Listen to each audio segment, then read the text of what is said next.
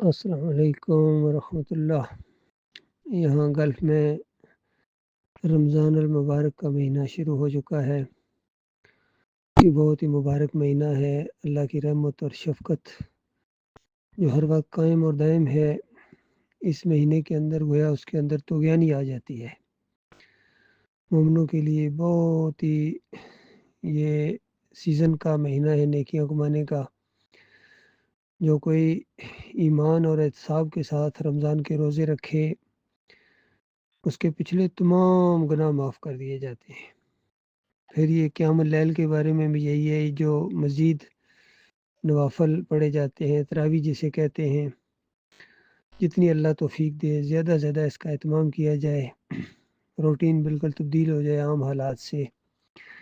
اور اگر کوئی مومن دو اکٹھے ہوں تو جماعت کے ساتھ بھی پڑھیں، اور اگر علیحدہ علیحدہ ہوں، چونکہ عام ماحول یہی ہے، کفر شرک ہر طرف پھیلا ہوا ہے۔ ان مساجد کے اندر جتنے یہ اجرتی مولوی تراویح پڑھاتے ہیں، ان کے عقیدے بھی خراب ہیں، ان کے ایمان میں بھی خرابی ہے، اور یہ اجرت لیتے ہیں، تنخواہ لیتے ہیں امامت کی، اور مؤذن اذان کی اجرت لیتا ہے۔ یہ حرام ہے، کیونکہ یہ اس کو جائز سمجھتے ہیں، تو یہ شریعت سازی بھی ہے، اس انداز سے شرک بھی ہو جاتا ہے یہ۔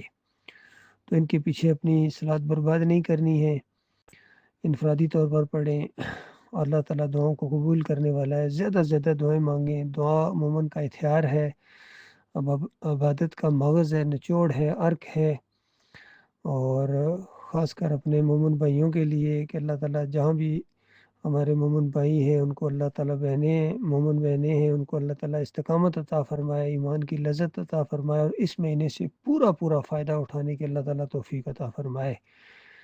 اس میں مہینے کو اللہ تعالیٰ ہمارے گزشتہ جتنے بھی رمضان کے مہینے زندگی میں گزرے ان سب سے بہتر کر دے مالک، اور اس عبادت کو اللہ قبول کرے۔ لیلۃ القدر جو اس مہینے میں ہے، آخری عشرے میں، اللہ تعالیٰ اس کی عبادت بھی نصیب فرمائے اور قبول فرمائے، اور پچھلی تمام عبادات سے زیادہ اللہ تعالیٰ اس میں نکھار پیدا کرے اور قبولیت کا شرف دے مالک۔ آخری دم تک، آخری سانس تک مالک ایمان خالص کے اوپر قائم رکھے۔